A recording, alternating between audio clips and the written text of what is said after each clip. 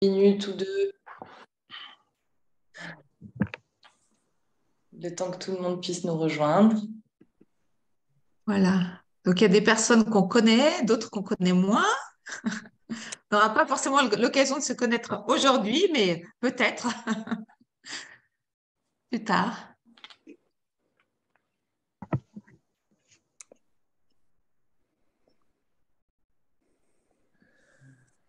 N'hésitez pas. Régine, Pardon. je n'avais pas vu Régine. Bonjour, tu vas bien? Ouais, ça va. De gros changements, mais ça va. Ah, Bonjour. Bonjour. Donc, je disais, n'hésitez pas, si vous le souhaitez, à vous présenter aussi dans le chat, puisqu'on n'aura pas le temps de faire un tour de parole pour tout le monde, mais voilà, c'est aussi, ça peut être l'occasion de se rencontrer d'une façon. oui, Sébastien. Salut Olivier. Salut tout le monde d'ailleurs. Ouais. Ok, alors je vous propose de démarrer tranquillement. Je vais faire très brève introduction et qui laissera peut-être le temps aux personnes en cours de connexion de nous rejoindre. Merci à toutes et à tous d'être avec nous ce midi. Je te laisse toi gérer la salle d'attente. Ouais, super. Donc Fiona aussi nous file un coup de main ce midi pour l'animation. Donc, quelques règles avant de démarrer. On est ensemble pour 1 heure et demie. Dans la mesure du possible, je sais que c'est aussi la pause déj, mais si vous pouvez allumer vos caméras, c'est aussi sympa de pouvoir voilà, mettre des visages sur des noms. N'hésitez pas également pendant tout le long du webinaire à poser des questions, que ce soit des questions de clarification, des questions de vocabulaire, de concept, ou voilà, des questions pour nos intervenants et notre témoin. Moi, je vais assurer la modération dans le chat. Donc voilà, c'est un bon moyen de prendre part aussi, d'alimenter le débat. Et avant de donc laisser la parole, justement, je voulais prendre un instant pour vous dire quelques mots sur l'Institut européen de l'économie, de la fonctionnalité et de la coopération, donc depuis lequel on organise ce webinaire aujourd'hui. Donc, il s'agit d'un organisme en fait d'intermédiation qui est créé depuis 2014. Et son ambition, c'est de favoriser la coopération entre les différents acteurs engagés dans l'économie de la fonctionnalité et de la coopération, donc l'EFC, que ce soit des acteurs publics, parapublics, mais aussi des entreprises, donc des acteurs privés, associatifs, la société civile, etc. En fait, tout le monde a sa place dans la communauté de l'EFC. Et on est réunis finalement autour d'une visée de transformation sociale et environnementale à travers la question de la transformation de nos modèles économiques. Aujourd'hui, donc l'enjeu pour nous, c'est de faire converger justement les intérêts économiques, les enjeux sociaux et les préoccupations environnementales. Et nous, à l'Institut, en fait, on fait à travers différentes missions.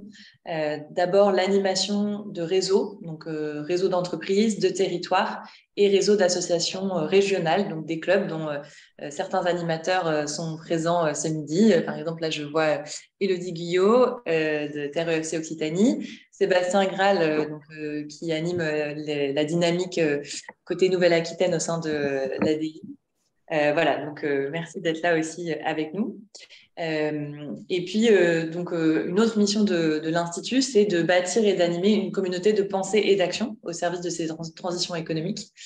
Et puis de produire des connaissances opérationnelles qui sont utiles à l'action. Et c'est ce qu'on essaie de faire à travers l'animation d'ateliers thématiques. Donc, en tout cas, de donner la possibilité à ces ateliers d'avoir lieu. Et ces ateliers, ils sont co-animés ou animés par des intervenants. Et notamment, par exemple, pour le cas de l'atelier sur la question de l'évaluation et du financement des ressources immatérielles, c'est un atelier qui a été animé par Olivier Blandin et Claire Perrier, donc qui vont faire la présentation aujourd'hui, qui sont eux-mêmes intervenants chercheurs au sein du laboratoire Athémis. Voilà, je les laisserai présenter ça un peu plus en détail. Donc aujourd'hui, avant de leur laisser la parole, voilà, on va traiter de la question de la singularité des investissements immatériels dans les trajectoires EFC.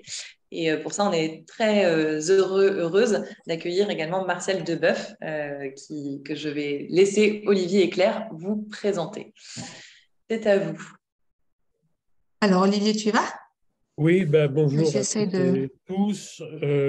Donc, on a prévu l'atelier en 3 temps. Un temps introductif qui présente, je vais revenir après pourquoi, certain nombre de dimensions autour des enjeux d'évaluation, enfin autour des enjeux, autour des ressources immatérielles, les problèmes d'évaluation, d'investissement que ça pose et les questions de financement. Et donc, il y aura un temps introductif qui sera réalisé par Claire.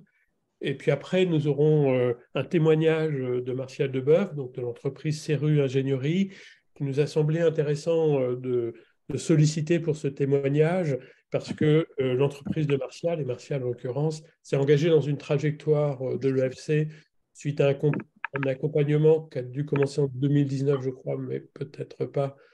C'est Si, ça. ouais. Ouais, c'est ça. 2019, Martial a engagé un certain nombre de travaux et comme on se voit assez régulièrement, on a pu constater que derrière les dynamiques que met en œuvre Martial, il y a vraiment des enjeux autour des ressources immatérielles et des questions aussi d'investissement et de financement. Mais Martial nous développera ça lors de son témoignage que j'animerai. Et puis, nous aurons un temps de questions-réponses. Peut-être nous ferons un temps de questions-réponses en essayant d'être vigilants au temps qui file après l'intervention de Claire, notamment parce que on est dans un atelier qui a une nature très technique. Alors, lorsque l'Institut a mis en place, et une partie des ateliers était déjà initiée par Artemis, a mis en place des ateliers, il y avait des ateliers qui sont plutôt des ateliers thématiques autour des sphères fonctionnelles, comme le bien-vivre alimentaire, etc. Et puis, il y a eu 2 ateliers qui ont un caractère plus technique pour soutenir des trajectoires dans leur ensemble. Il y a un atelier qui portait sur l'enjeu de la commande publique et un autre atelier qui portait sur les questions de ressources immatérielles, mon cas a évolué, je laisserai Claire expliquer cela. Et de sorte que dans notre témoignage, et à travers ce que va indiquer et Claire et Martial, il y a des enjeux un peu techniques, puisqu'on rentre là dans des questions assez techniques. C'est quoi les ressources immatérielles? C'est quoi la question des investissements, etc., etc.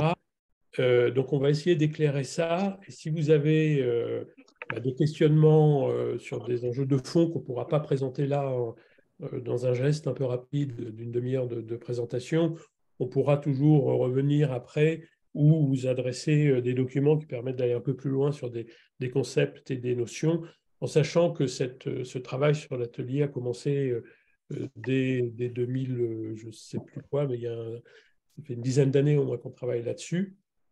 Et tout ça fait référence aussi à des trajectoires de l'EFC, c'est-à-dire derrière, ça mobilise tout un référentiel de l'économie de la fonctionnalité et de la coopération sur lequel nous, à Thémis, nous travaillons depuis une quinzaine d'années au moins, si ce n'est plus.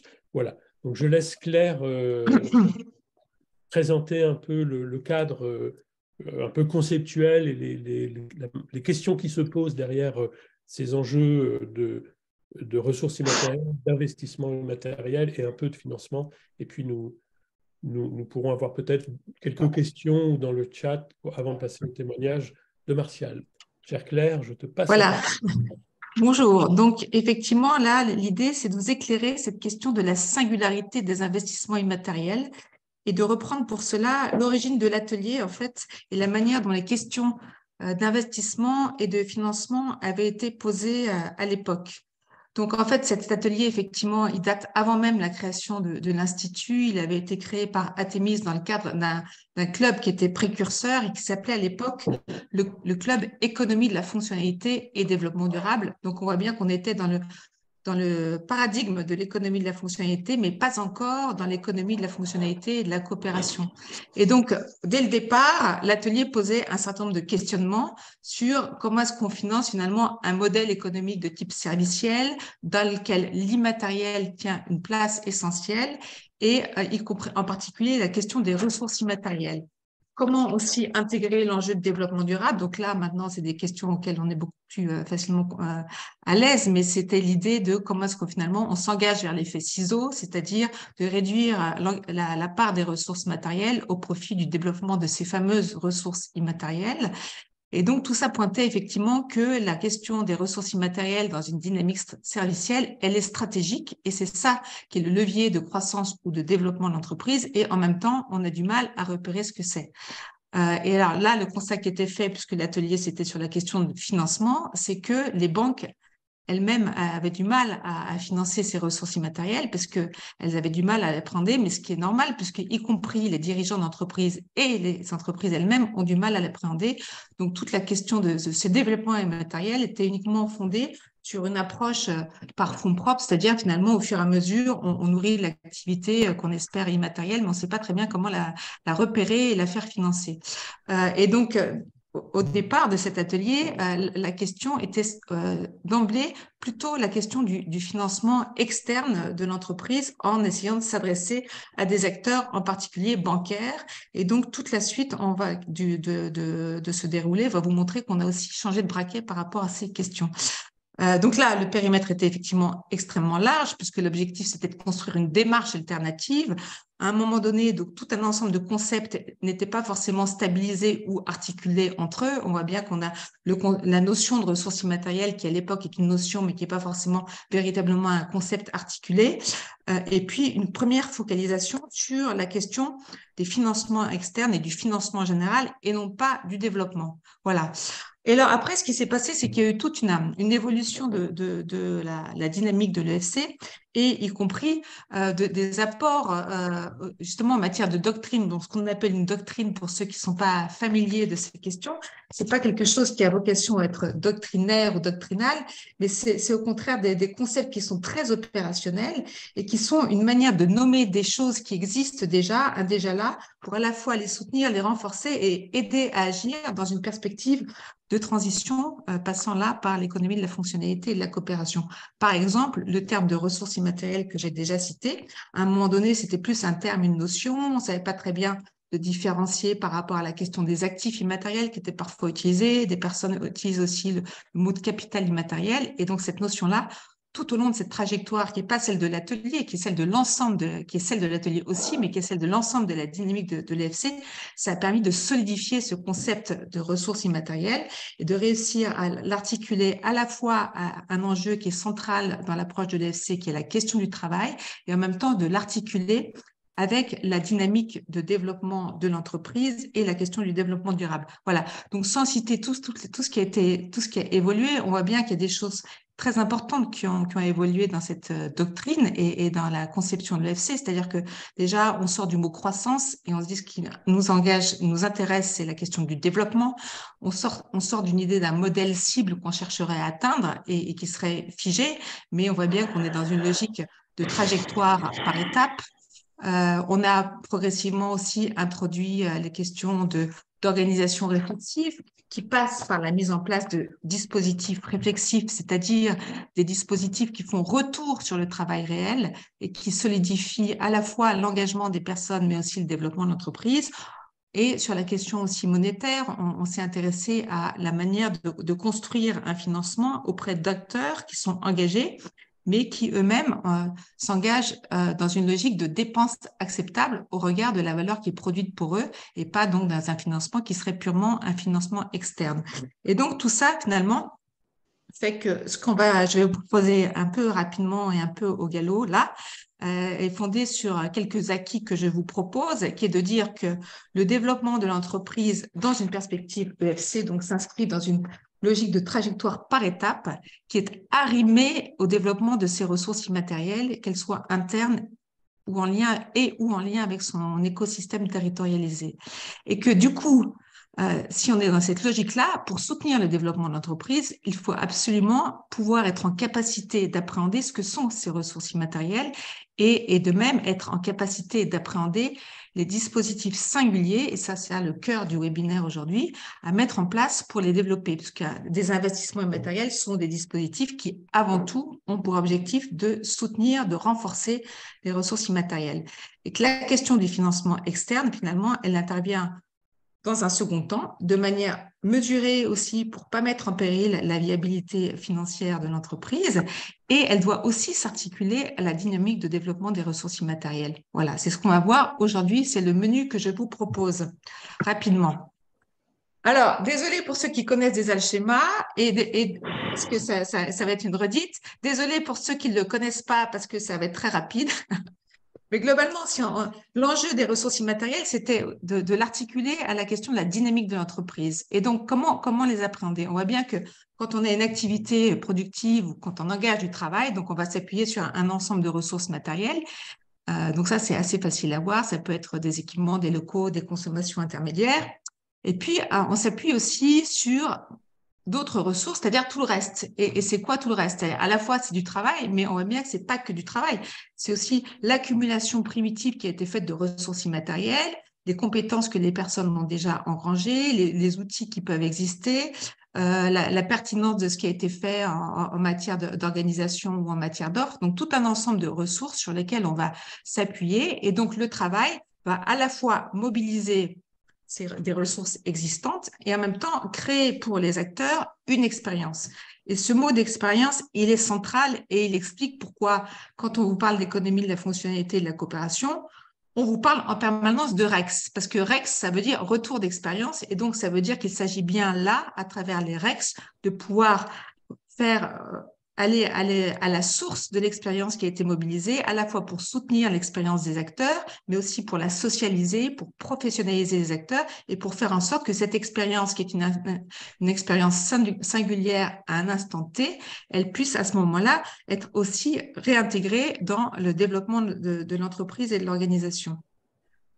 Voilà. Et donc, effectivement, on voit bien que là, potentiellement, on a la possibilité de créer des ressources, de développer des ressources immatérielles, mais que ça, c'est renforcé par ces fameux dispositifs d'investissement immatériel qu'on appelle aussi dispositifs réflexifs parce qu'ils permettent ce retour sur l'expérience. Voilà. Donc là, on est encore dans quelque chose de très abstrait, mais petit à petit, on va rentrer dans du concret. Mais on parle bien de travail, on parle bien de ressources qui sont attachées à des personnes et qui permettent d'être pertinents dans l'activité qu'ils font, mais qui permettent aussi, au-delà de l'activité productive directe et le fait de pouvoir produire, rendre service, etc., ça solidifie l'entreprise elle-même dans son développement.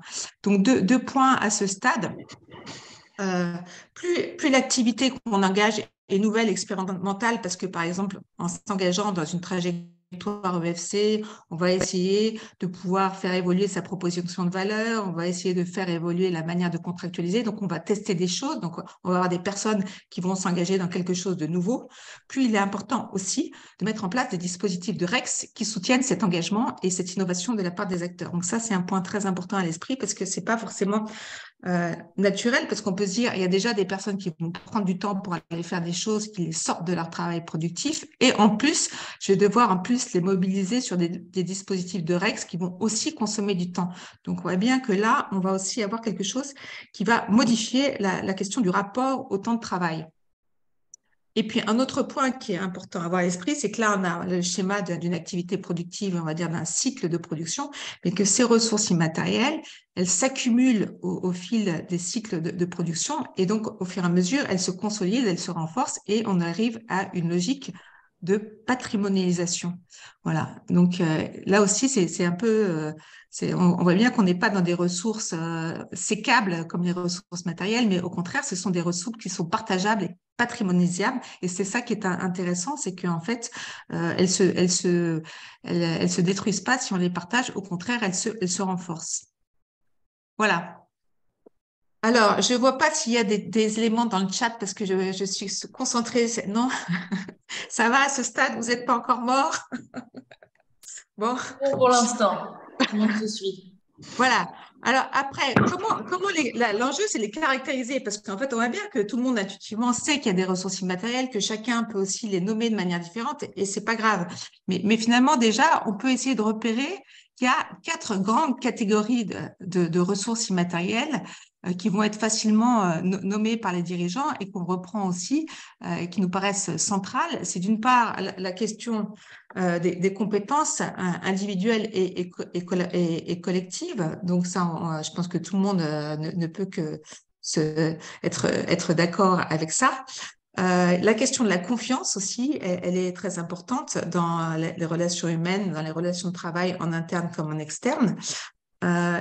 La question de la pertinence de ce qu'on fait, alors on voit bien que la question de la pertinence, forcément, c'est quelque chose qui est très à la fois précis dans ce que ça veut dire et en même temps qui peut recouvrir tout un ensemble de choses. C'est-à-dire qu'on a un enjeu en permanence à s'assurer de la pertinence de ce qu'on fait. C'est-à-dire qu'on a un enjeu à être en prise avec le réel. Et ça, c'est quelque chose qui change du modèle industriel dans lequel on construit une offre générique et puis ensuite on la met sur le marché, mais on ne sait pas dans quelle mesure les gens réussissent à s'en emparer, donc on ne sait pas quel contact avec le réel elle a et quelle pertinence elle peut avoir. Donc on voit bien que là, là aussi, cette question de la pertinence, elle renvoie vers le lien avec le réel et elle renvoie vers le lien avec l'expérience de travail, puisque la particularité de la dynamique servicielle, c'est qu'il y a des personnes qui sont en lien avec l'extérieur et c'est elles qui, in fine, sont, on va dire, confrontées à tous on appelle les irrésolus de l'organisation. Et donc, à un moment donné, si on ne peut pas remonter ces irrésolus ou ces difficultés auxquelles elles se confrontent, on ne peut pas travailler sur la pertinence de l'offre, on ne peut pas travailler sur la pertinence de l'organisation. Et puis, le dernier point, qui est un point très, très important aussi, c'est la question, alors nous, on utilise le terme de santé, mais au sens de engagement, capacité à s'engager durablement. Alors, d'autres personnes vont utiliser le terme de bien-être, etc. Mais on voit bien que voilà, ces 4 grands domaines de ressources immatérielles qui sont forcément à la fois génériques, mais en même temps je pense, qui parlent bien et qui sont finalement, on va dire, le juge de paix de ce qu'on fait dans l'entreprise. C'est-à-dire que si on fait des choses qui ne cherchent pas à développer la pertinence, si on fait des choses qui vont détruire la confiance, si on fait des choses qui, à un moment donné, font en sorte que les personnes sont dans une logique de burn-out, ça ne marche pas. Et si on ne cherche pas à développer les compétences individuelles et collectives, ça ne marche pas non plus. Voilà, donc là, c'est une proposition une manière générique de présenter les ressources immatérielles dont j'imagine certains d'entre vous sont déjà familiers et d'autres peut-être moins. Et ce qui est très important de voir aussi, c'est que contrairement aux ressources matérielles, ces ressources ne sont pas sécables. On ne va pas dire je vais travailler sur la confiance. On ne va pas dire je vais acheter de la compétence. La compétence, effectivement, on peut recruter de nouvelles personnes, mais la compétence, on ne l'achète pas, elle se construit et elle se mobilise, elle se développe. Donc voilà, et toutes ces ressources, elles sont interreliées parce qu'on voit bien qu'effectivement, si on a une offre qui est pertinente, forcément, ça va donner confiance à des clients.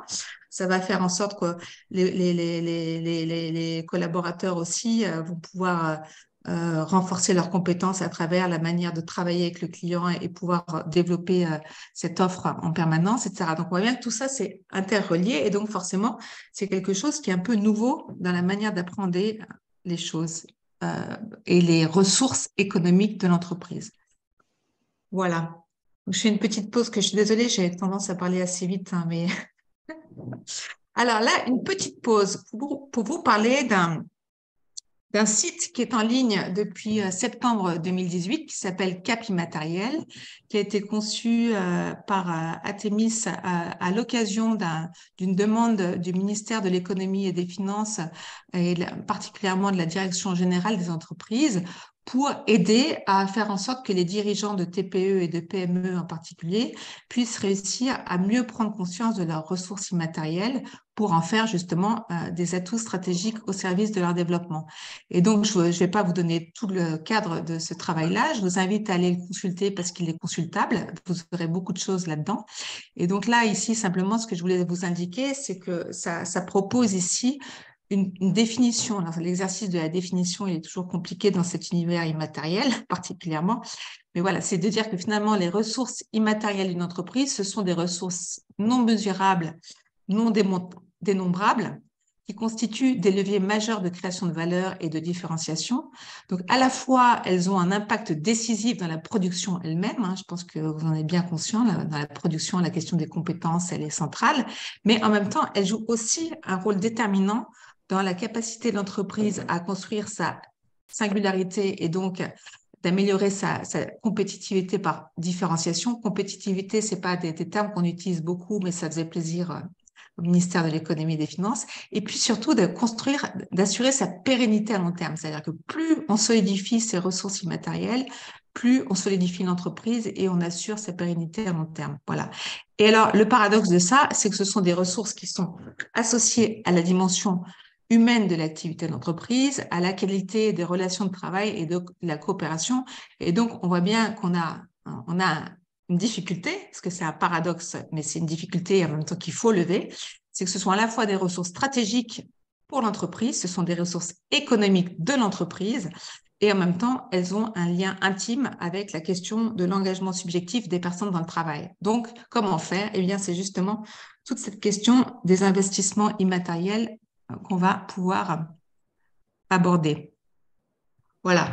Donc là, je pense que je vais pas forcément reprendre ça d'une manière exhaustive, simplement pour repointer quelques caractéristiques qui sont très importantes à avoir à l'esprit sur ces ressources immatérielles. Donc, à la fois, on a dit, elles se développent, elles s'accumulent. C'est quand même génial par rapport à des ressources immatérielles qu'on détruit ou qu'on use. Voilà, donc on est vraiment dans le développement durable et les énergies renouvelables, comme disent certains. Après, l'autre point qui est très important, c'est qu'elle déborde du périmètre de l'entreprise. Et donc là aussi, c'est fondamental, c'est-à-dire que c'est pas en restant recroquevillé sur le périmètre de l'entreprise qu'on va les développer, c'est au contraire en s'adossant à d'autres. Et on voit bien que là, ça nous engage vers cette fameuse logique d'écosystème coopératif territorialisé, c'est-à-dire que plus on coopère avec d'autres, évidemment, qui ont une intention partagée et dans une logique de compétences asymétriques, où chacun va apporter sa brique à l'édifice, plus on renforce les compétences, les ressources immatérielles et des uns et des autres. Voilà. Un autre point qui est important, c'est qu'effectivement, ce sont des ressources qui peuvent être fragiles, c'est-à-dire qu'elles peuvent se détériorer brutalement et donc elles nécessitent une écoute particulière et une vigilance par rapport à ce qui se passe en fait. Donc ça, on voit bien que là, ça induit une autre manière de regarder ce qui se passe dans les organisations. C'est pas juste suivre du reporting et vérifier que la courbe de chiffre d'affaires va bien, c'est aussi être à l'écoute de signaux faibles ou d'éléments qui peuvent être assez structurants, comme par exemple, je sais pas, gagner un appel d'offres, c'est un signal très important. À l'inverse, perdre un client, c'est aussi un signal très important. Donc on voit bien qu'on a tout un ensemble de signaux comme ça qu'il faut pouvoir décoder et sur lesquels il faut pouvoir apporter des réponses. Et là, un autre point qui est très déroutant aussi par rapport aussi à la question du financement et du développement, c'est que ce sont des ressources qui permettent un développement d'entreprise, mais qui n'est pas dans un rapport mécanique entre investissement immatériel et effet produit. Alors que dans la logique industrielle, finalement, on est toujours dans une logique de ROI. Donc, on va dire, voilà, j'engage tant parce que ça va me permettre de produire tant de volume et j'ai tel business plan. Là, on est incapable de dire ça. Donc, finalement, s'engager dans le développement de ressources immatérielles, ça relève d'un pari, alors d'un pari qui est raisonné, d'un pari qu'on peut ensuite évaluer et d'un pari que le fait d'investir dans des ressources immatérielles en lien avec une intention stratégique qui relève de l'EFC et qui relève du développement durable, c'est quelque chose qui va produire des effets positifs, mesurables et non mesurables, dont on n'est pas capable justement d'avoir une idée précise à l'avance, qu'on ne sait pas mesurer, mais dont on va pouvoir vérifier qu'effectivement, c'est bien comme ça que ça se passe et on avance bien dans une logique du développement de l'entreprise. Voilà. Et donc là, à nouveau, on va voir que ces ressources nécessitent impérativement des dispositifs spécifiques qui sont fondés sur l'expérience de travail et qui sont des dispositifs véritablement d'investissement immatériel. Voilà. Alors, j'espère que je ne suis pas complètement dans les choux en termes de délai, durée. Mais c'est voilà. très bien, Claire. C'est très bien. Voilà. Donc, alors, à ce stade, donc ces dispositifs, qu'est-ce que c'est? Donc, on a vu que ce sont des dispositifs qui, avant tout, partent de l'expérience de travail et qu'à partir de cette expérience de travail singulière que les personnes ont dans l'action qu'ils ont et dans l'interaction qu'ils ont avec des acteurs internes ou externes de l'entreprise, le fait de mettre des mots sur l'expérience de travail, de pouvoir la partager, à la fois, ça va permettre de soutenir l'engagement des personnes et donc, on va dire, de faire santé, pour dire les choses simplement.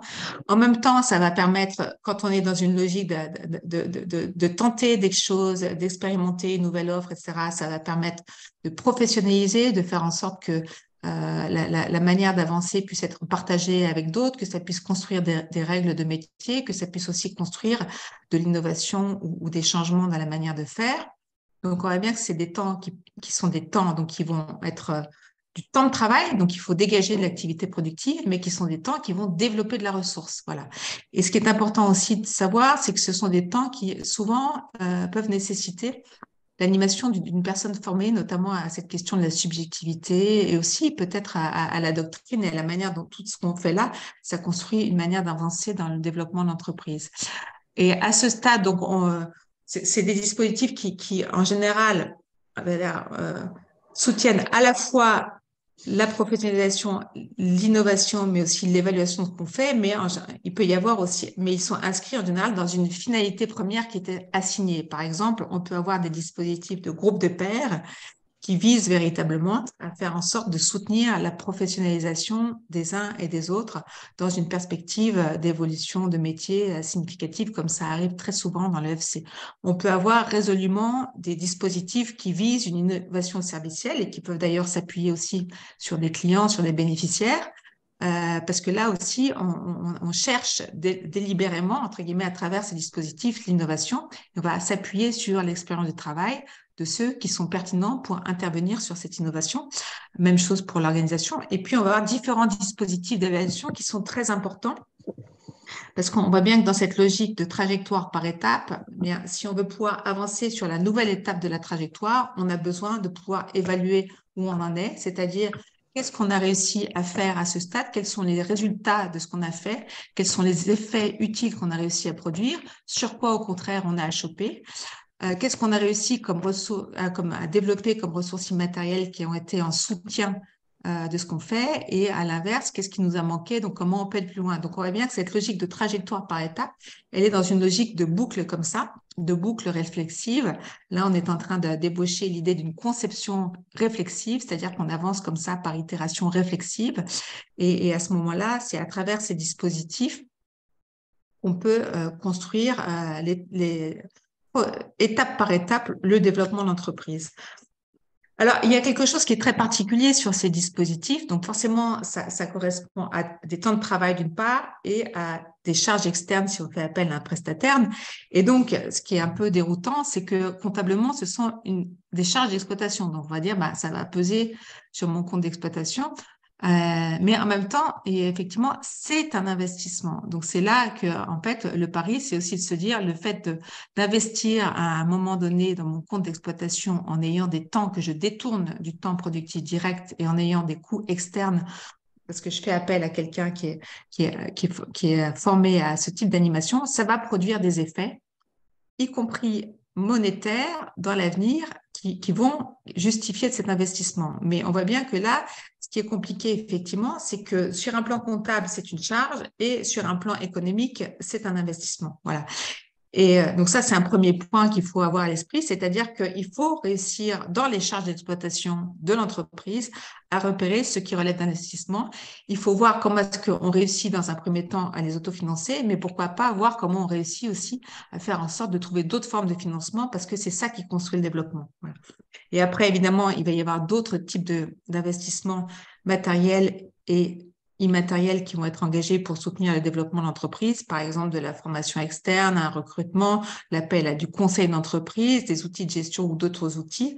Mais on voit bien que tous ces autres investissements, c'est très important de les penser au regard du développement des ressources immatérielles. On a trop tendance à penser la formation comme quelque chose qu'on fait comme ça, c'est un coût de l'entreprise, etc. Mais l'enjeu, c'est pas d'avoir une formation standard, c'est de voir comment la formation soutient le développement des compétences individuelles, mais surtout collectives. Donc, c'est pas expédier un collaborateur dans telle ou telle formation et puis ça s'arrête là. C'est au contraire voir comment cette formation, elle s'articule avec la logique de développement de l'entreprise et des personnes qui y contribuent. Voilà. Et donc, finalement, on voit bien que ce qui est intéressant par rapport à la manière dont l'atelier était initialement posé, c'est que, en fait, le financement ne veut pas se penser avant de penser le développement.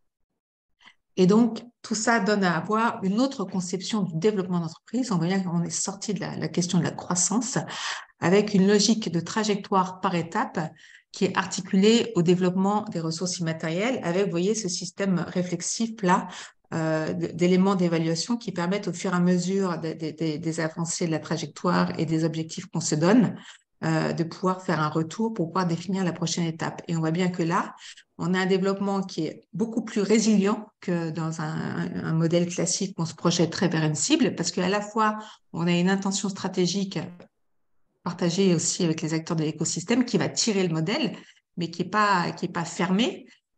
Et puis en même temps, donc en fonction des aléas et des opportunités qu'on va rencontrer, l'opportunité de rencontre de nouveaux acteurs, etc., on va œuvrer au renforcement des ressources immatérielles, on va œuvrer à l'élargissement du système d'acteurs et du périmètre de la solution intégrée. Et donc là, on voit bien qu'on n'est pas dans des étapes de type industriel, du genre conception, réalisation, déploiement.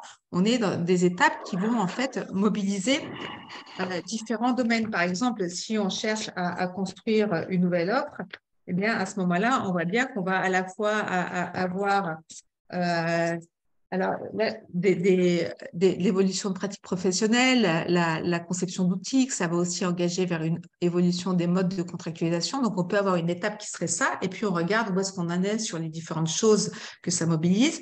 On va voir du coup la pertinence de ce qu'on a proposé. On va pouvoir vraiment, au fil de la trajectoire, avoir ce retour réflexif pour se dire qu'est-ce qu'on réussit, qu'est-ce qu'on réussit pas d'ailleurs, parce qu'on voit bien que dans le SC, il y a beaucoup de choses qu'on tente et qui marchent pas, et c'est important de savoir ce qui marche pas pour pouvoir continuer à avancer dans une trajectoire qui est en phase avec l'intention qu'on soutient et puis qui mobilise finalement toutes ces éléments de doctrine qui peuvent paraître un peu abstraits au début et un peu compliqués. Hein. La partie ressources immatérielles, c'est la partie, il me semble, la plus compliquée, mais qui en même temps, après, font véritablement ressources pour penser le développement de l'entreprise. Et donc là, on voit bien que tout ça, ça engage forcément l'ensemble de la doctrine, un autre rapport au travail, un autre rapport à l'enjeu de sa reconnaissance, au temps de travail, c'est-à-dire comment est-ce qu'on sort d'une logique où on pense le temps de travail comme juste le temps productif, à la prescription, à l'organisation du travail, au management. Donc, c'est finalement toute la dynamique de l'EFC qui est mobilisée pour penser cette autre manière de penser le développement. Et quelque chose qui est très intéressant et très important pour moi aussi, c'est que la question de la coopération, c'est pas juste quelque chose qui est sympa ou voilà, mais c'est vraiment le moteur du développement parce que c'est le moteur du développement des ressources immatérielles aussi. Voilà. Et donc, pour finir sur la question du financement, qui nécessiterait d'être approfondie dans un autre espace. Mais du coup, on voit bien que ça renverse aussi la question du financement. C'est-à-dire que on voit bien que premier élément à financer, ce sont des dispositifs fondés sur ces fameux REX et qui donc sont bien des investissements immatériels qu'au début, qui sont donc dans des charges d'exploitation. Et donc, effectivement, au début, on a tendance à les prendre en autofinancement et on a du mal à les prendre autrement qu'en autofinancement. Mais petit à petit, c'est important de pouvoir les repérer comme des besoins d'investissement en entreprise pour son développement. Et à un moment donné, on peut aussi peut-être arriver à trouver au sein de l'écosystème des formes d'autofinancement qui, à partir de ces règles et de la pertinence et des effets utiles que ça va produire sur d'autres, peuvent à ce moment-là avoir une forme de dépenses acceptables qui viennent soutenir cette activité. On voit bien aussi que là, dans le financement, la question de la mutualisation avec d'autres, la mutualisation, c'est pas partager des outils, c'est travailler ensemble. Et le fait de travailler ensemble, ça veut dire que chacun finalement engage des investissements à hauteur du temps de travail qui est engagé, ce qui est déjà beaucoup, mais que ce temps de travail engagé ensemble, ça permet de renforcer les ressources immatérielles de chacun. Donc là aussi, c'est une autre manière de voir la question de la mutualisation et de l'écosystème. Troisième point, j'ai déjà cité donc cette notion de dépenses acceptables. Et puis à ce moment-là, on peut aller aussi vers des financements externes, mais en étant vigilant à ce que ces financements soient compatibles avec le projet de développement de l'entreprise. Par exemple, des subventions d'acteurs publics pour la transition à l'échelle territoriale. Et le dernier point, c'est de se dire que le financement classique, finalement, sous forme de prêt, par exemple, ou sous forme de montée en capital, il faut être effectivement très, très attentif et très précautionneux à ce que ce soit pas un coup prêt pour l'entreprise qui vienne exiger des niveaux de rentabilité stables et pas forcément soutenables. Donc, voilà. Donc voilà, donc on voit bien que en synthèse, hein, on voulait à travers cet atelier financement qui a maintenant une dizaine d'années, vous montrer à quel point toute la dynamique de l'EFC, elle renverse la question qui est posée et elle invite véritablement à faire en sorte maintenant d'aller plus loin dans la compréhension de la manière dont les écosystèmes coopératifs territorialisés peuvent ensemble soutenir une dynamique collective et qui passera forcément par du financement, mais qui avant tout passe par du développement. Voilà, j'ai dit, comme on dit dans l'univers coopératif. Et Merci. j'arrête le partage. Et franchement, bravo. Tu as parfaitement respecté l'horaire, 30 minutes. Je suis impressionné. Alors, avant de peut-être commencer le témoignage, je ne sais pas s'il y avait une ou deux questions de points d'éclaircissement vous paraîtraient utiles. Sinon, je vous invite à les mettre dans la rubrique discuter et nous pourrons revenir après dessus. Voilà, donc il n'y a pas de remarques. Alors, je vous propose donc maintenant d'éclairer le propos, et fait plutôt d'avoir un effet miroir, je vais dire ça comme ça, entre une approche plus conceptuelle et qui montre l'entièreté des dimensions à prendre en charge quand on essaie de penser ces dynamiques d'investissement immatériel au service des trajectoires de développement des entreprises, de le mettre en miroir avec une expérience en vrai, et notamment celle de Martial Debecq, qui dirige CERU Ingénierie. Martial, je te proposerai, donc on a un peu de temps, on a une quarantaine de minutes pour échanger à partir de ton expérience. Je te proposerai dans un premier temps peut-être de te présenter et présenter l'activité de l'entreprise, combien vous êtes, etc., etc. Donc, je dirige CERU Ingénierie depuis fin 2013. C'est une société d'ingénierie du bâtiment des infrastructures qui a été créée en 1965 et qui intervient dans la région Grand Est. Notre cœur de métier, c'est la maîtrise d'œuvre, tout corps d'État. Et nous faisons actuellement un peu plus de 7 millions d'euros de chiffre d'affaires. Nous sommes 60 et tous basés à Schiltigheim, près de Strasbourg. La répartition du chiffre d'affaires, c'est à peu près un peu plus de 40% en marché privé et 60% en marché public, avec 20% du chiffre d'affaires qui est fait dans le domaine des infrastructures de transport, comme du tramway, du bus à haut niveau de service ou du réseau de pistes cyclables, et le reste en bâtiment, que ce soit des bâtiments d'équipement ou un travail auprès des industriels de la région, soit en création d'ateliers ou de zones de production ou en rénovation, transformation. D'accord, très bien.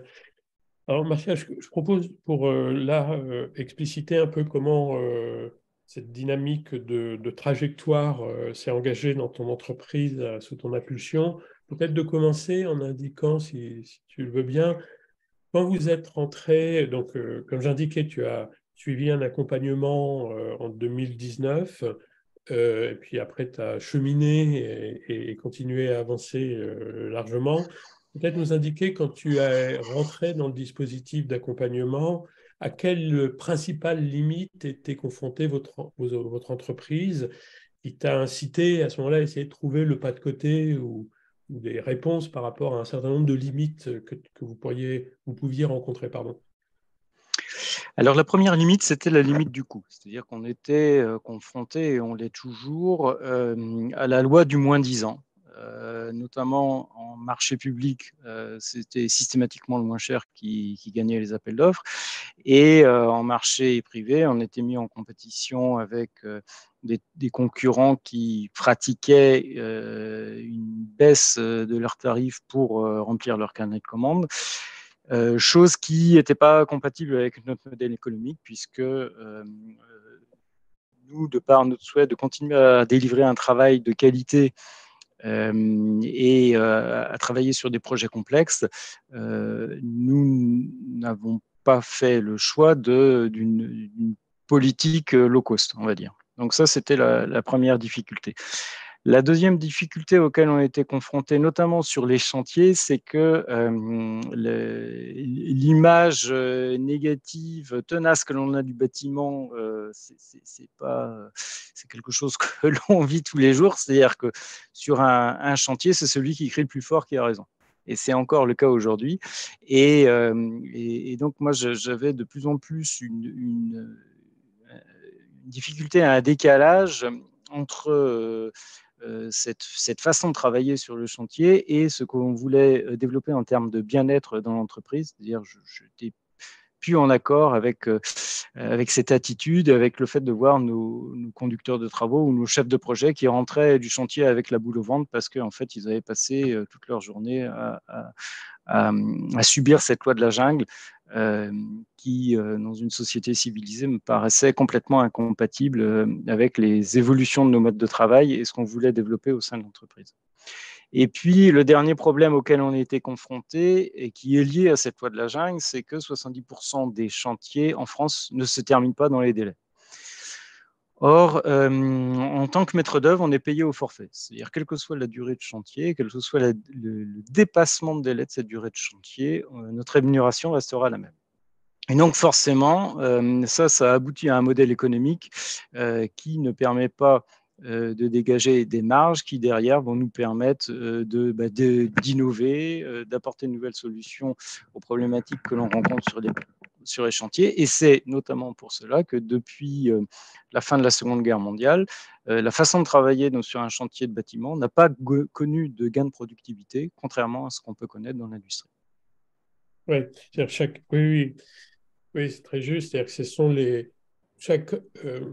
chaque entreprise peut elle-même avoir des façons de travailler plus pertinentes, si on nous dit le béton, je ne sais pas quoi, mais l'organisation du chantier lui-même a peine à être pertinent dans sa qualité et dans sa productivité.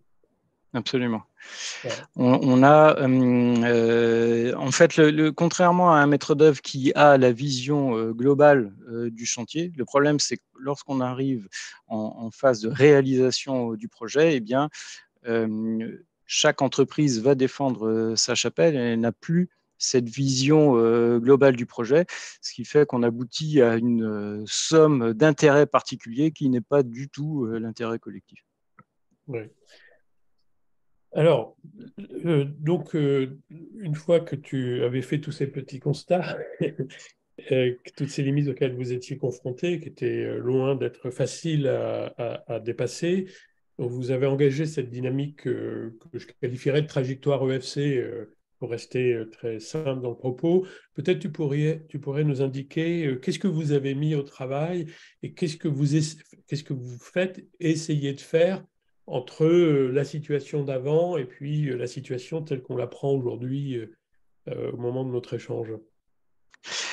Alors, l'engagement dans la démarche EFC, c'était notamment pour pour trouver des solutions à ces problèmes avec un angle de vue différent de la façon dont on essayait de trouver des solutions auparavant, puisque j'avais la conviction que si on essayait de résoudre ces problèmes avec notre raisonnement habituel, on n'avait pas trouvé de solution, puisque ça fait 40 ans qu'on essayait d'améliorer les choses et pour l'instant, il n'y avait pas d'amélioration. L'intérêt de l'EFC, c'est que ça permettait, par l'adoption d'un nouveau langage, d'un nouveau mode de raisonnement, de sortir de la zone de confort, de faire un peu un pas de côté pour esquisser des solutions qui, pour l'instant, n'étaient pas apparues dans les différents modes de réflexion. Et en fait, je me suis surtout attaché à la notion de coopération, c'est-à-dire comment mieux coopérer sur les chantiers. Et l'idée a été de sortir de nos murs la démarche de Lean Office, d'amélioration continue qu'on avait mis en place depuis mars 2014, qui nous permettait de fonctionner avec du management visuel, avec des groupes de travail participatifs, avec la mise en place d'indicateurs très simples, mais qui nous permettaient de mesurer la progression dans nos méthodes de travail. L'idée a été de sortir tous ces outils, cette façon de travailler, cette façon de coopérer, de la sortir de nos murs et de la proposer sur les chantiers dans une démarche que l'on a appelée Lean Chantier. Tu pourrais, Martial, expliciter ce que ça vous a amené à faire, enfin, comment tu qualifierais ce Lean chantier? Qu'est-ce que vous essayez de faire? Qui le fait au sein de l'entreprise? Et comment vous êtes arrivé, enfin, comment vous avez dû inventer et accompagner tout un tas de trucs pour arriver à ce que vous déployez aujourd'hui? Alors en fait, je vais reprendre ce que disait Claire par rapport à la notion du pas à pas. C'est-à-dire qu'on partait tellement loin dans l'amélioration des coopérations sur les chantiers que pour réussir à faire fonctionner cette nouvelle façon de travailler ensemble, ça nous paraissait important un, d'y aller petit à petit, et deux, de mettre en place des outils qui soient très simples à utiliser. C'est-à-dire si vous arrivez sur un chantier en disant pour mieux coopérer ensemble, il nous faut un écran numérique tactile de je ne sais pas quelle taille, vous n'y arriverez jamais parce que l'écran, vous ne l'obtiendrez jamais. Et donc, on a commencé à le faire en se contentant de prendre le plan qui traînait dans la baraque de chantier, de l'afficher au mur sur son côté verso et de mettre en place un planning spatio-temporel avec des post-it, avec des indicateurs très simples où on mesurait par exemple du taux de présence en réunion, du taux de promesses tenues par les entreprises, avec juste des indicateurs rouge-vert faciles à mesurer et qui permettaient de visualiser très facilement la présence des uns ou des autres et la progression de l'ensemble des entreprises et leur adhésion à la démarche. Et ce dont on se rend compte aujourd'hui, c'est que ça a permis de recréer un espace de dialogue entre les entreprises qui n'existait plus, et surtout ça a permis aux uns et aux autres de prendre conscience que la coopération était la clé de la réussite du chantier et de prendre conscience de l'intérêt collectif. C'est-à-dire que la réussite collective, c'est de réussir à faire le chantier dans les délais et que c'est la somme des compétences des uns et des autres qui va nous permettre cette réussite de chantier et ce n'est pas l'addition des contraintes des uns et des autres. Ce qui vous a amené, Martial, parce qu'il y a eu, là, c'est là où on voit une trajectoire de développement par étapes, soulevée claire, et pour engager cette dynamique, j'imagine qu'il y a d'abord une phase de conception de cette... enfin, passer de l'intuition, d'abord avoir l'intuition qu'il faut essayer de travailler sur des nouvelles modalités de coordination et de coopération sur les chantiers, de mettre toute l'énergie à essayer de pousser cette question, puis après concevoir des outils à partir d'une expérience que vous aviez déjà de l'application du Lean Office dans la forme très singulière dans laquelle vous le mobilisez, mais l'expérience que vous en avez fait et l'évaluation de cette expérience du Lean Office vous a amené à la fois consolider les outils en interne, mais aussi avoir la certitude que c'était quelque chose qui était à votre main et qui vous permettait en interne de gagner en productivité, en confort de travail, etc. Donc vous aviez bénéficié de cette première expérience qui était assez incarnée dans vos pratiques. Donc il y a une phase, je reprends, de conception de ces outils, de tests, d'accompagnement des collaborateurs, que ce soit les conducteurs ou les chefs de projet.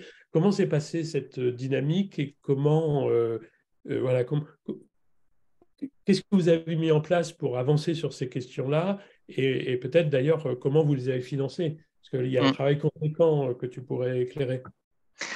Oui, alors effectivement, dans la phase conception, il y a eu un gros travail en interne sur l'adaptation des outils qu'on utilisait au chantier. C'est-à-dire quels sont les outils qu'on peut reprendre, comment les adapter et quelles vont être les formations qu'il faut que l'on mette en place pour que tous les collaborateurs qui allaient devoir utiliser ces outils puissent se les approprier et animer la réunion de chantier avec ces outils. Donc ça, c'est cette phase de conception. On s'est entouré d'une personne qui était qui est la personne qui nous a accompagnés dans notre démarche Lean Office en interne, qui nous a donc accompagnés pour l'adaptation des outils et la période de formation des collaborateurs avec une aide de l'ADEME pour toute cette phase de déploiement où on a beaucoup fonctionné par groupe de travail interne pour mettre au point notamment un nouveau mode d'élaboration du planning qui est un planning spatio-temporel, c'est-à-dire qu'on ne raisonne plus seulement dans le temps, mais on découpe le chantier en espaces qui nous permet de faire travailler les entreprises les unes après les autres dans ces différents espaces et donc d'éviter les temps morts sur le chantier. Et puis ensuite, il y a eu une phase, une fois qu'on avait défini ces premiers outils et ces premiers modes de fonctionnement, il y a eu la phase d'appropriation par toutes les équipes au niveau des conducteurs de travaux, des chefs de projet, et puis également au niveau des entreprises, c'est-à-dire qu'on a proposé aux entreprises un accompagnement du conseil pour qu'elles adoptent la démarche, pour qu'elles comprennent comment ça allait fonctionner. Toute cette période de formation et de déploiement de la démarche a été accompagnée par la région Grand Est, qui nous a subventionné toute cette phase, qui a apporté une subvention pour nous aider à déployer toute cette phase. Et ça s'est terminé au niveau de l'amélioration avec la mise en place de retours d'expérience, donc comme on parlait Claire, c'est-à-dire que sur tous nos premiers chantiers, on continue à le faire bien entendu, mais sur tous les premiers chantiers, ça a été vraiment important de pouvoir faire des réunions communes, maîtres d'ouvrage, entreprises et nous, maîtres d'œuvre, pour avoir le retour d'expérience des uns et des autres dans un même espace-temps. On les réunissait chez nous dans les bureaux de CERU pour pouvoir faire le point de ce qui avait marché, pas marché, quels étaient les outils qui avaient bien fonctionné, les indicateurs qui paraissaient intéressants de conserver, ceux qui n'étaient pas utiles et quels nouveaux indicateurs on pouvait mettre en place. Et puis, de pouvoir aussi se prendre le temps de faire le bilan de l'expérience. Est-ce que ça a été utile ou pas? Et qu'est-ce que ça a permis de changer par rapport au fonctionnement habituel sur les chantiers? Avec notamment deux choses qui, pour moi, étaient importantes et qui, aujourd'hui, font le succès de la démarche, qui est que, oui, ça permet de coopérer sur les chantiers et on a changé le métier de nos conducteurs de travaux et nos chefs de projet qui sont vraiment devenus aujourd'hui des professionnels qui accompagnent les entreprises, qui accompagnent les maîtres d'ouvrage pour la réussite du chantier. Et on n'est plus seulement là avec un rôle de pointeau en disant t'es en retard ou t'es à l'heure, mais on a vraiment un rôle d'accompagnement et d'aide à la coopération. Et puis, surtout, ça a permis de terminer les chantiers à l'heure. C'est-à-dire, contrairement à ce qui se passait habituellement, on a maintenant des solutions pour réussir à livrer les chantiers dans les délais et pouvoir maîtriser, de pouvoir anticiper les problématiques de planning que l'on peut avoir suite à des problèmes de livraison, etc. Donc, en fait, globalement, oui, ces retours d'expérience nous ont permis de dégager tous les points positifs de la démarche et de pouvoir continuer à l'améliorer pour répondre soit aux attentes des entreprises, soit aux attentes des maîtres d'ouvrage sur les sujets d'amélioration. Est-ce que, Martial, dans cette dynamique, et je reviendrai après plus serré sur les enjeux de ressources immatérielles et d'investissement, peut-être un autre point, comment vous avez testé ça avec des clients et aujourd'hui, est-ce que quand vous vous engagez dans la mise en place de ce type de démarche, quel enseignement, enfin, qu'est-ce que ça vous apporte? Qu'est-ce que ça apporte à la dynamique de développement de l'entreprise? Alors, d'abord, ça a répondu à mon problème de bien-être des collaborateurs. C'est-à-dire qu'aujourd'hui, nous avons une solution pour améliorer la question de la pénibilité du travail sur les chantiers. Ensuite, ça nous a permis aussi de changer le métier des conducteurs, de nos conducteurs de travaux et nos chefs de projet sur les chantiers pour valoriser leur savoir-faire et pour valoriser ce qui fait la passion du métier, c'est-à-dire pouvoir œuvrer ensemble à la réalisation d'une bibliothèque, d'un théâtre, d'un hôpital, d'un tramway, etc. Donc pouvoir œuvrer ensemble à un projet collectif.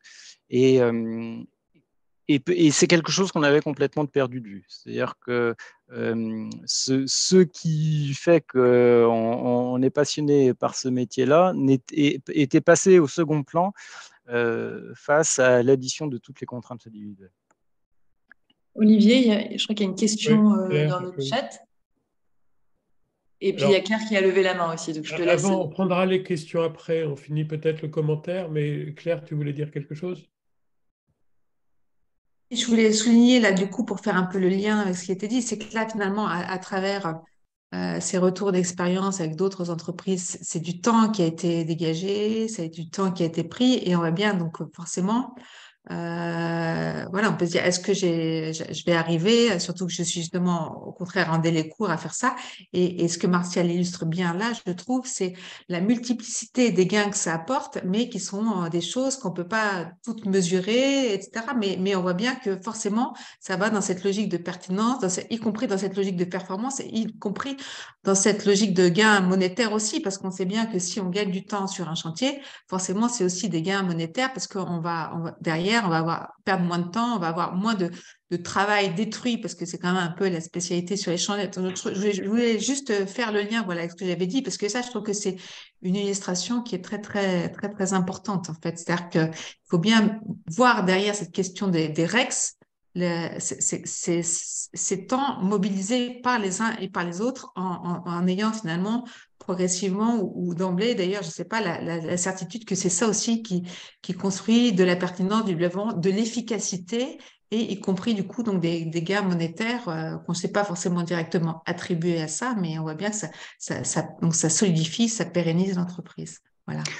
Alors, tu as tout à fait raison de le souligner, Claire, et c'est pour ça que d'ailleurs, ça a permis qu'on n'arrête pas l'expérience après le premier chantier, et qu'on nous redemande sur d'autres chantiers de développer ce système, etc. C'est que les premières entreprises qu'on a réussi à embarquer dans l'aventure avec un client privé ont très vite compris l'intérêt économique qu'il y avait pour elles. C'est-à-dire que ça permettait de terminer le chantier dans les délais, ça permettait d'avoir une continuité de l'activité de leurs collaborateurs sur le chantier, et ça permettait de tracer les changements de programme, les difficultés, notamment lorsqu'on est en rénovation en site occupé, on découvre forcément des choses au fur et à mesure du chantier. Ça permettait de tracer cela et d'anticiper les modifications et donc de pouvoir les intégrer au mieux dans le planning. Et derrière, ça a généré évidemment un gain économique pour les entreprises ou une diminution de la perte dans certains cas. Ce qui fait que derrière, c'est beaucoup plus facile de capitaliser et de renouveler l'opération, puisque par rapport à toutes ces résistances au changement que l'on a connues, parce que bon, surtout en plus dans le domaine du bâtiment, quand vous arrivez en proposant cette méthode, c'est 1, ça ne va pas marcher, 2, ça ne sert à rien, 3, on a toujours fait comme ça, pourquoi changer? Donc, il y a une telle inertie que pour pouvoir lancer la démarche 1, il faut un accompagnement très fort du maître d'ouvrage. C'est-à-dire que si le maître d'ouvrage n'est pas convaincu de la pertinence de la solution et des gains que ça va lui permettre lui également, eh bien, c'est une méthode qui est vouée à l'échec, puisque nous seuls, on n'aura pas la possibilité d'entraîner les entreprises. Et ensuite, le fait de pouvoir capitaliser, enfin d'avoir les règles sur les premiers chantiers, nous permet derrière de générer encore des gains encore plus importants, puisque ça nous permet d'éviter les erreurs qu'on a fait sur les premiers chantiers et de pouvoir continuer, d'être vraiment dans une démarche d'amélioration continue qui est la raison d'être même du Lean chantier. Me semble, Martial, on va reprendre les questions après. Hein. Il y a des questions dans le chat, on prendra après. Peut-être j'ai encore une ou deux questions, Martial. Il y a un point que je voudrais souligner, c'est le fait qu'il y a quelque chose qui est important, c'est que dans notre jargon, vous aviez une accumulation primitive de ressources immatérielles. Alors, je vais expliquer le jargon, c'est-à-dire que l'expérience du Lean Office tel que vous l'avez fait, hein, c'est pas le Lean Office en soi, c'est tel que vous l'avez fait qu'il y avait l'habitude d'avoir des espaces où on discutait ensemble, il y avait l'habitude des collaborateurs de pouvoir dire ce qui se passe sur les chantiers, de les partager avec la direction sans avoir la crainte de se faire taper sur les doigts. Donc il y a un certain niveau de confiance. Vous aviez un certain niveau de confiance et de légitimité avec certains maîtres d'ouvrage qui vous permettent de tester des trucs. Vous aviez l'habitude d'avoir des dispositifs d'évaluation, même si vous ne les appeliez pas comme ça, mais des dispositifs d'évaluation par ces retours d'expérience pour avancer, et que vous avez amplifié quelque chose qui vous a donné toutes ces habitudes et aussi un certain niveau d'engagement des équipes. C'est-à-dire, les équipes ont un certain niveau d'engagement dans ton entreprise, Martial, et que tout ça, par la mise en œuvre de ce que vous avez continué à faire, ben, ça a amplifié. Donc, il y avait un déjà là qui a été amplifié par l'ensemble des éléments que vous avez mis en place, qui vous a aidé à structurer la démarche. Je finirai, Martial, comme le temps file, peut-être sur deux questions. Une des difficultés que l'on rencontre euh, quand on discute des ressources immatérielles, et un peu qu'a pointé Claire, c'est que comme ça s'appuie pour partie sur du temps de travail, on n'est pas, enfin, un dirigeant n'est pas toujours en capacité de repérer dans le temps de travail ce qui relève d'une logique d'investissement d'un point de vue économique ou ce qui relève d'un temps directement productif ou de régulation ou je ne sais pas quoi. Et c'est en réalité la capacité à penser les besoins d'investissement qui permet après de piloter sa trajectoire de développement. Et donc, ma question, elle porte là-dessus, c'est-à-dire quel est ton regard là-dessus sur la capacité à penser des dispositifs ou des choses que vous mettez en place dans une logique d'investissement et pas simplement si je tire le trait, c'est du temps perdu, il faut qu'on le fasse à minima parce que sinon on perd de l'argent. Je ne sais pas si ma question n'est pas trop abstraite, Martial. Alors, en fait, je pense que ça vient de de la culture Lean qu'on avait réussi à acquérir, de fait d'avoir mis en place une démarche Lean Office depuis mars 2014. C'est-à-dire que toutes les équipes avaient compris que on pouvait continuer à tirer une charrette avec des roues carrées, mais si on prenait le temps de s'arrêter et de remplacer les roues carrées par des roues rondes, eh bien, au bout du compte, ça permettait quand même de gagner du temps et que ce soit moins pénible à tirer. Et alors ça, c'est compliqué dans nos métiers, mais à partir du moment où les équipes ont compris ça, eh bien, je dirais que c'est gagné parce que du coup, elles deviennent, on devient tous acteurs de la démarche. Et une fois qu'on a compris ça, on a envie de le déployer à l'extérieur. C'est-à-dire que j'ai une charrette avec des roues rondes quand je suis à Céru. J'ai bien envie d'avoir une charrette avec des roues rondes quand je suis à l'extérieur de Céru, notamment sur les chantiers. Et donc, du coup, on n'a pas eu à expliquer aux équipes ça va être beaucoup mieux avec la bonne charrette sur les chantiers. C'était plutôt, la question, c'était sur les chantiers, on a bien conscience de tirer une charrette avec des roues carrées. C'est quoi la roue ronde ? Et donc, c'est pour ça que le travail avec les équipes a été très, très important. C'était de trouver les bons outils et trouver la bonne démarche, un, pour qu'ils puissent se l'approprier, et deux, pour qu'ils soient convaincus de pouvoir l'expliquer, de pouvoir donner les bons conseils auprès des entreprises pour la développer dans nos chantiers. Oui, et il me semble que ça a mis dans votre organisation du travail, vous avez inventé une organisation. Nous, on appelle ça une organisation réflexive, mais ce n'est pas le mot que vous employez, Martial, mais en tout cas, vous avez sacralisé des temps, que ce soit la manière de conduire enfin, dans le Lean, quand il y a des dysfonctionnements, etc., forcément, vous mettez en place des réunions, etc., mais c'est très sacralisé dans l'organisation. Alors, Et nous, au niveau de l'entreprise, ouais, non, on demande. je fais juste Marcel, de même que, par exemple, vous faites des revues de projets, donc des retours d'expérience sur des projets qui sont sacralisés. Donc, vous avez dans votre organisation essayé de mettre en place une organisation qui permet de figer dans l'organisation du temps pour éviter qu'on soit toujours trop pris par la charge et que du coup, on ne le fasse pas. Et ce qui vous aide à ce moment-là à piloter tout un tas de trucs. Je te laisse réagir après. L'objectif, c'est que chaque collaborateur consacre 1 heure par semaine à la démarche Lean, que ce soit Lean Office ou Lean Chantier. On est persuadé de deux choses. D'abord, Si tu n'as pas de problème, c'est que tu as un problème, puisque ça veut dire qu'on n'est plus capable de s'améliorer. Et deux, si tu as un problème, c'est formidable parce que tu as la solution. Et donc ça c'est une démarche que l'on mène sur tous les sujets, que ce soit en interne ou en externe.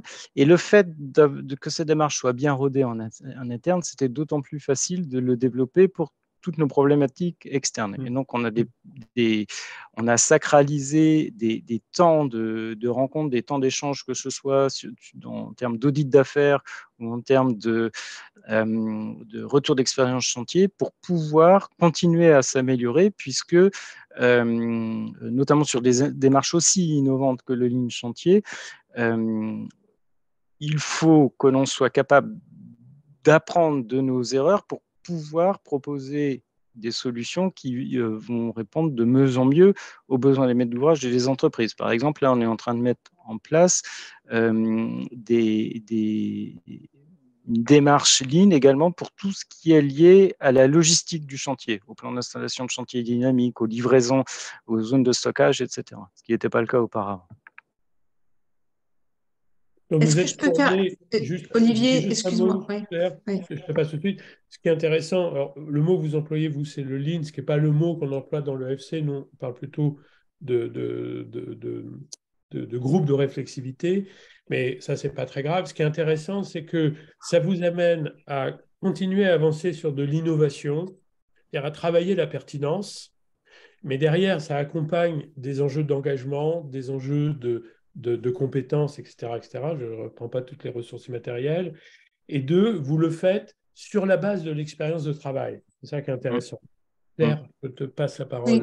non, mais je pense qu'il va falloir prendre les questions là parce que C'est ça, le temps est en exactement. train de. Voilà. Je voulais juste souligner exactement la même chose quand même, c'est qu'effectivement, quand Martial disait c'est le lean qui permet d'avoir une charrue avec des roues rondes et pas carrées, c'est pas le lean, c'est la manière dont vous emparez du lean, c'est les temps sacralisés. Donc, voilà, donc c'est très important parce que justement, il faut, c'est quelque chose d'assez important parce que sinon on raisonne outil et on croit que c'est l'outil. Non, c'est pas l'outil, c'est la manière dont on s'en empare, ce qu'on en fait et comment il évolue. Donc voilà, et on a bien besoin des deux. On a bien besoin d'un support et d'une manière de penser, d'avoir des outils, mais on a bien besoin aussi de faire en sorte que ces outils fassent sens dans la manière dont on les utilise. Voilà. Oui, tout à fait. Du coup, ce qui veut dire que si un outil n'est plus utilisé ou tu vois un indicateur qui n'est plus pertinent, on l'abandonne. Mais effectivement, il faut ce temps pour pouvoir s'en rendre compte et adapter les choses. Très bien. Peut-être, dernier élément, et je passe aux questions, Martial, c'est que vous êtes dans une phase où il est très difficile de recruter. Oui. Et en même temps, vous essayez de piloter du chiffre d'affaires avec des cycles qui peuvent être longs et pas maîtrisables en fonction des projets qui rentrent. Et il me semble qu'on a eu un échange, mais pour montrer la puissance des réflexions qui sont les vôtres, c'est qu'il me semble qu'une des questions qui t'est posée en tant que dirigeant, c'est d'être très attentif à la surcharge du travail.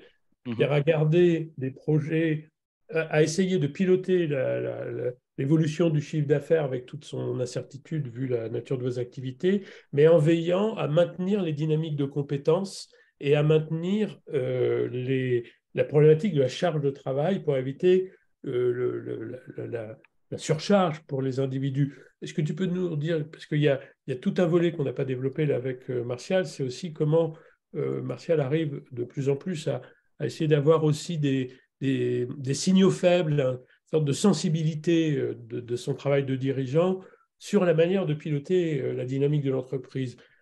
Est-ce que tu peux dire un mot là-dessus ou pas? C'est-à-dire que, moi, je pense que le rôle d'un dirigeant, c'est effectivement, un des rôles, c'est de pouvoir veiller à ce que chacun progresse dans l'entreprise comme il le souhaite, comme il a envie de mener sa vie, et qu'on puisse le faire en étant très vigilant par rapport au bien-être de tous et à l'équilibre vie privée, vie pro. Et aujourd'hui, dans nos métiers, les choses se tendent énormément compte tenu des difficultés de recrutement que l'on a.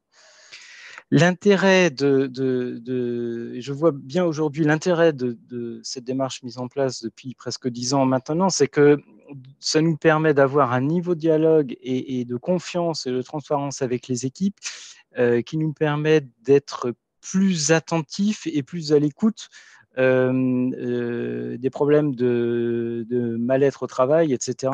Et d'essayer de mieux anticiper ça. On fait encore beaucoup d'erreurs, il y a encore évidemment beaucoup de sujets sur lesquels on se trompe et on n'est pas vigilant, mais je trouve qu'en tout cas, ça nous a permis, de par la confiance gagnée avec les collaborateurs, de permettre à chacun le droit à l'erreur, ce qui n'existait pas dans nos métiers, de permettre à chacun aussi de faire part de son souhait d'évolution dans nos métiers, sur les sujets sur lesquels il était à l'aise ou pas à l'aise, etc. Et donc d'avoir un vivre ensemble qui soit le plus agréable possible, malgré les tensions que l'on rencontre. Okay. Un petit point timing, il nous reste un quart d'heure. Non, mais je propose de passer au questionnement. Merci beaucoup, Martial, il y aurait beaucoup encore à dire, mais merci beaucoup de cet éclairage vivant dans la manière dont vous avez évolué dans votre trajectoire et ces articulations qu'on a essayé de faire avec les enjeux de ressources immatérielles et d'investissement. Comment voulez-vous qu'on procède pour les questions, Roxane, ou celle du chat où chacun peut intervenir maintenant? Qu'est-ce que peut-être plutôt en fait, je ne sais pas si tu as eu le temps d'en prendre connaissance ou pas. Non. D'accord. On avait des questions à la fois sur le côté technique vécu et puis après plutôt sur le côté aussi financement. Donc peut-être qu'on peut commencer par les questions relatives au financement au vu du thème du webinaire. Il y avait notamment une question d'Élodie sur l'interrogation de qu'est-ce qui a pu faire que l'ADEME et la région aient soutenu le financement du développement de ces ressources immatérielles tel que Martial nous l'a raconté. Alors, l'ADEME était partenaire du cycle de formation économie de la fonctionnalité et de la coopération. Donc ça, c'est le premier point. Et ensuite, la région faisait aussi partie des partenaires du tour de table. Et la région avait à l'époque un poste de subvention pour toutes les démarches innovantes liées à l'économie de la fonctionnalité et de la coopération. Et c'est par ce biais-là qu'on a pu bénéficier d'un financement, notamment pour former nos collaborateurs à toute la démarche ligne chantier. Ok, merci beaucoup. Alors, bien sûr, la réponse était qu'il n'y avait pas marqué une demande de financement du développement des ressources immatérielles. Ce n'est pas le terme qui était utilisé. Ça revenait à développer l'innovation et tout un tas de choses qui ont permis de soutenir la trajectoire. Alors, il y a une question pour Olivier là. Pouvez-vous expliquer la différence entre coopération et collaboration? Olivier. Oui, très vite, la coopération, c'est une dynamique de travail et qui vise à... Il y a plusieurs éléments, si vous voulez. C'est on essaie dans la coopération, il y a quelques ingrédients. D'abord, c'est quelque chose qui vise la durée. L'enjeu, c'est de tenir, du travailler ensemble dans la durée.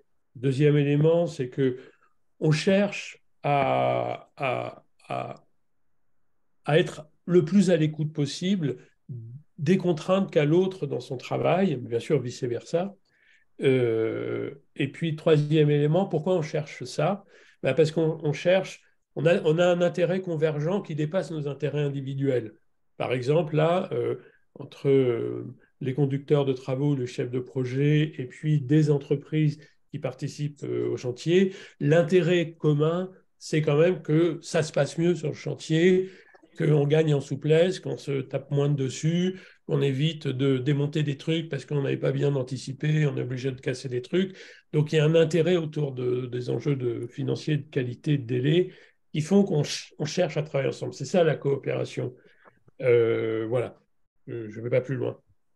Peut-être du coup, par rapport à la mise en œuvre de cette coopération, il y a des questions concernant la résistance au changement, à la fois côté entreprise avec lesquelles, les opérateurs externes avec lesquels travaille CERU Ingénierie, Voilà, comment est-ce qu'elles ont pu accepter d'envoyer leurs salariés à participer à ces réunions, enfin voilà, des choses qui changent aussi la culture du travail. Martial, je te laisse répondre. Alors, ce que je peux vous dire, c'est si on a réussi à le faire dans le bâtiment, c'est que c'est possible partout. Parce que je pense qu'effectivement, c'est un des milieux les plus résistants au changement.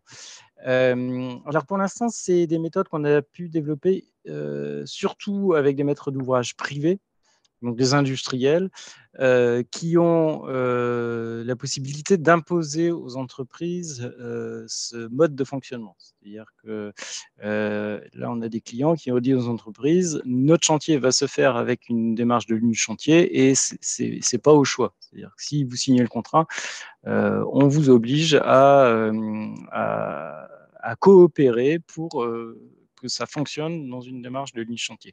Et ça, c'est une clé de succès. C'est-à-dire, si vous n'avez pas un maître d'ouvrage convaincu et qui vous accompagne pour contraindre les entreprises à rentrer dans la démarche, enfin, surtout dans les premiers temps, ça ne peut pas marcher. Ensuite, je pense que petit à petit, à force de faire des chantiers en ligne chantier, on le voit, il y a des entreprises qui nous demandent de les conseiller, de les accompagner dans la démarche en interne. Le succès venant, on aura de moins en moins de difficultés à convaincre les entreprises que c'est une méthode qui est vraiment gagnant-gagnant. Mais pour l'instant, on a encore besoin de maîtres d'ouvrage qui nous accompagnent et qui nous appuient dans la démarche. Ouais, je compléterai, Martial, sur le terme résistance au changement. Il y a quelque chose dans ce que vous faites, Martial, qui est important. C'est que ça déplace des pratiques professionnelles. Donc, ce n'est pas une résistance au changement parce que les gens, ils n'aiment pas ça ou je ne sais pas quoi. C'est parce que derrière, il y a des pratiques professionnelles des entreprises de construction qui interviennent sur les chantiers et des interlocuteurs que vous avez autour des tables ont besoin de bouger. Et s'ils n'arrivent pas à bouger, c'est soit parce que les contraintes de leur modèle économique sont trop fortes. Je vous donne un exemple. Il y a des personnes qui sont toujours en retard parce qu'ils ont des gros problèmes d'organisation. Et ce que révèle Martial en mettant sur les doigts, mais attends, tu fais pas ci, tu fais pas, il y a ci qui se passe, etc., c'est que ça renvoie à des gros problèmes d'organisation qu'ils ont et qui n'arrivent pas à travailler parce que peut-être ils sont dans des formes d'activité particulières où ils n'arrivent pas à trouver l'organisation qui va bien. Donc il y a des enjeux d'accompagnement professionnel et il me semble que dans ce que fait Martial à travers les conducteurs de travaux ou les chefs de projet, en réalité, ils accompagnent le déplacement professionnel pour créer les conditions de la coopération et que parfois, on peut même aller un peu plus loin parce que c'est des révélateurs de problèmes de modèle économique, au sens de modèle économique tel qu'on le définit dans le FC, qui sont en réalité le problème, c'est pourquoi le conducteur il vient pas ou il fait pas ou il a oublié de commander ou un milliard de trucs. Donc c'est de la résistance au changement, mais sur des enjeux importants. Par contre, pour certains, c'est pas vrai pour tous, tu me diras, Martial, mais pour certains et pour la plupart, quand ils goûtent à ça et que ça vient les aider dans leur propre travail, à ce moment-là, ils sont beaucoup plus volontaires pour coopérer. Parce que Oui, absolument. ça soutient leur dynamique d'organisation qu'ils ont eux. C'est pour ça que le travail que vous faites sur la partie logistique va être encore un cran complémentaire pour amener les personnes à bouger des pratiques qui sont ancestrales. Oui, le nerf de la guerre, ça reste l'euro. C'est-à-dire qu'à partir du moment où les entreprises font le constat et comprennent que ça leur fait gagner de l'argent, c'est gagné. Et donc la Peut-être de résistance tensions au aussi, tu dirais, changement est beaucoup. Martial. C'est Pardon ? de l'argent, mais c'est peut-être aussi des tensions pour eux. Oui, mais les tensions, ça se traduit au bout du compte par de l'euro, par des euros. Et, ce qu'on leur demande, par exemple, au niveau des réunions de chantier, c'est que la personne de l'entreprise qui vient sur la réunion de chantier, c'est celle qui s'engage. C'est-à-dire que quand c'est l'entreprise qui s'engage, qui dit « moi, je viens mardi », on veut que la personne qui s'engage, c'est celle qui va venir effectivement mardi. et pas un conducteur de travaux qui vient sur le chantier une fois par mois et qui s'engage vaguement pour les autres, quoi. Et donc ça change tout, parce qu'à partir du moment où vous avez en réunion la personne qui s'engage et qui dit « moi, je viens mardi », ça nous permet d'avoir un taux de succès qui est nettement supérieur à ce qu'on a habituellement. Ouais, et en venant le mardi, la coup d'après, ça peut l'aider lui à trouver des ressources pour lui-même par rapport. Donc ça l'aide, hein, c'est pas que de plus, ça peut l'aider. Alors, il y a une question, Olivier, là, je pense qu'il faut prendre aussi sur la question c'est une question d'Élodie. En quoi le conducteur de travaux devient un animateur de la coopération? Et finalement, comment est-ce que l'entreprise pourrait ou pas bénéficier aussi d'une rétribution pour toutes les valeurs qu'elle crée pour le compte, avec et pour le compte des autres entreprises? Avant que vous passiez à la réponse, juste, il vous reste 3 minutes pour essayer de libérer les gens à l'heure pour la fin. Donc, Martial, tu as 2 minutes pour répondre à cette belle question. Alors, je ne suis pas sûr d'avoir bien compris la question, mais… c'est-à-dire en quoi, Martial, la question c'est les entreprises elles-mêmes, elles bénéficient de la valeur. Ça, tu dis, c'est des gains monétaires, de confort de travail, etc. Donc comment elles pourraient participer au financement et de ça? Alors pour l'instant, on en est vraiment au début de la démarche, ce qui fait que dans un premier temps, le fait de pouvoir terminer un chantier à l'heure sans avoir cassé 2 fois le même mur pour le refaire, etc., c'est déjà un gain monstrueux par rapport à ce qu'on fait habituellement. Nous, on en a la même problématique, c'est-à-dire pour l'instant, on ne fait pas payer cette démarche en disant on va économiser de l'argent parce qu'on va terminer les chantiers à l'heure, donc ça représente un gain pour nous. Aujourd'hui, on se rend compte que ça nécessite beaucoup plus de temps, ça nous prend beaucoup plus de temps qu'un chantier habituel, et donc il va falloir qu'on réfléchisse à ce modèle économique qui n'est pas viable sur le long terme, c'est-à-dire comment on peut être rémunéré du fait que cette démarche oblige à une présence beaucoup plus importante sur les chantiers, mais qu'elle garantit de terminer dans les délais. Comme on ne peut pas faire en même temps un chantier en mode classique et un chantier en mode ligne chantier, on n'est aujourd'hui pas capable de mesurer ça. Donc ça, c'est l'enjeu à venir, c'est comment valoriser la démarche au niveau des maîtres d'ouvrage. Bravo. On vous redonne la main pour la conclusion. Ouais, merci beaucoup. Juste peut-être vous dire. Merci beaucoup, Martial. Ouais, merci à Martial et puis merci à vous deux et puis merci Claire pour la présentation un peu bien concentrée que tu nous as faite sur la question de ressources immatérielles. Juste pour vous dire qu'on va vous envoyer justement les documents relatifs à cette présentation. Également le lien vers le replay de ce webinaire si vous souhaitez le diffuser. Et puis on va travailler aussi avec Claire et Olivier à une fiche synthétique qui présente les travaux de l'atelier qui a porté sur l'évaluation et le financement des ressources immatérielles qu'on va vous transmettre aussi dans les prochains jours. Voilà, tout un tas de ressources à votre disposition. Et puis, bien sûr, n'hésitez pas à revenir vers nous selon les besoins ou questions que peut susciter ce moment d'échange. Merci à tout le monde. Au revoir. Merci. Au revoir et bonne journée. Bonne journée. Merci. Merci beaucoup. Merci, au revoir.